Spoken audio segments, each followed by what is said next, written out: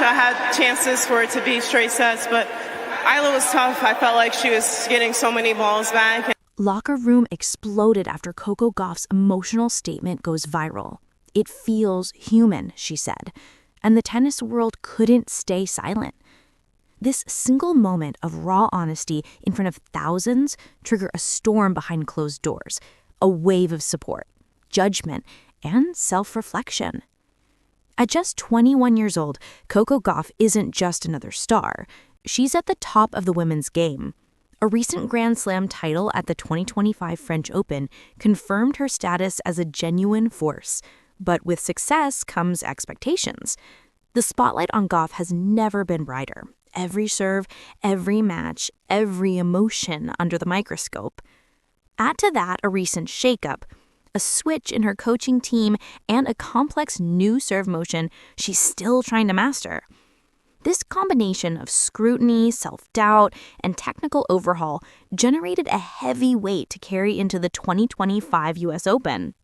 By the time she arrived in New York, fans and pundits weren't only expecting victories, they expected dominance. But deep down, Gauff knew the struggle was real.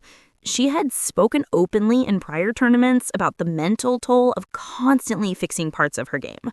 Still, few could imagine just how fragile things might fracture, or how one match, one moment, could expose the human side behind the champion.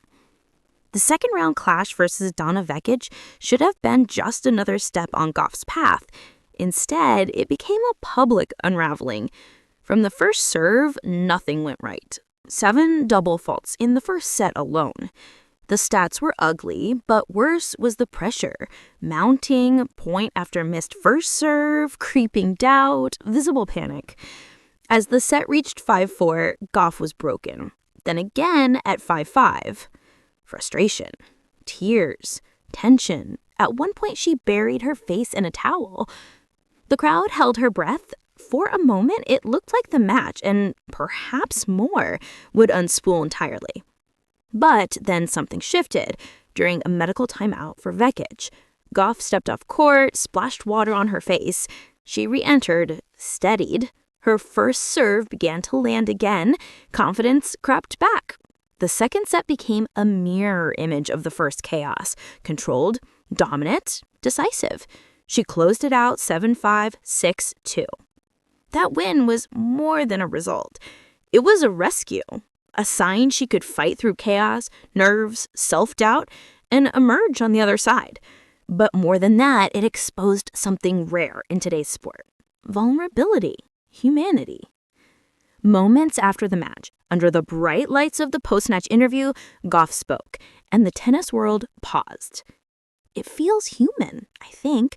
Being an athlete, people kind of disregard that side of us.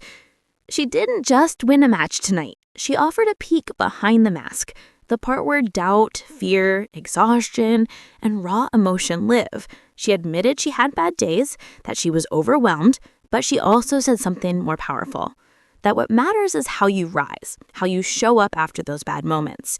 That quiet, honest quote spread like wildfire across social media, sports news, and locker rooms. For many fans and fellow athletes, it was a rare moment of authenticity. For some critics, a worrying sign that a champion shouldn't show weakness. But for others, especially young athletes and fans, it felt like a mirror, a reminder that even at the top, someone can break and still get up. Once the cameras faded, reactions inside tennis circles began. On one side were voices of empathy and solidarity. On the other, whispers of concern and criticism and old-school expectations about what it means to be a champion.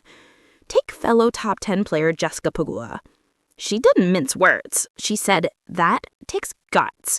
Watching someone break down then win under that pressure, that's even harder than not showing any emotion." Pegula framed Gauff's tears not as weakness, but as catharsis. It probably helped her that she cried and got it out of her system. She acknowledged that high-level tennis is more than match play. It's mental, emotional, human. And yet, not everyone saw it that way. For some, the idea of a top-ranked athlete publicly breaking down felt risky, a clock in the armor. Some questioned whether this vulnerability could undermine authority. Could opponents use that image against her? Would sponsors hesitate? Would fans read it as inconsistency? That tension between acceptance and judgment fueled conversations off court, around locker rooms and conference rooms, and quiet speculation. Gauff may have spoken publicly, but the ripple was felt deeply inside. The locker room had indeed exploded, not with anger or scandal, but with uncertainty, introspection, and raw emotion. Then came the flood of voices online. Some celebrated her honesty, others questioned it. The debate, should elite athletes ever show cracks? On Twitter, Reddit, and everywhere in between, many echoed Pegul's view.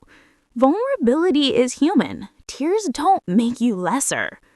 For every meme mocking her serve woes, there were 10 messages of gratitude. Thank you for being real. We needed this. She's showing us it's okay to break as long as you get up. Of course, harsh critics appeared. Top 3 in the world, she should be better. Others called it drama, unnecessary emotion, a familiar criticism women athletes face whenever they show any sign of feeling. But allies spoke up too. Fans, mental health advocates, past players. You don't need to be perfect all the time. You need to be honest, because honesty builds connection. And that matters more than trophies sometimes. That public reaction laid bare a bigger question. In a world obsessed with perfection and winning, is there still room for human fragility? In the days after, Gauff kept moving forward, training, preparing. But in her comments, there was a shift. She talked not only about winning or improving her serve, but about balance, mental space, staying grounded. Her vulnerability, once seen as a liability, started to look like strength. For younger players watching, it became a signal. It's okay to admit fear, to struggle, to falter, but also to fight, to rise, to be real. Could this moment mark a turning point for the sport? A subtle change in how women's tennis, and perhaps all elite sport, treats mental health, emotional pressure, and authenticity? Maybe. Because for every critic, there were hundreds who said thank you. For every raised eyebrow, thousands nodded in solidarity. And for Gauff, whether she wins another Grand Slam or not,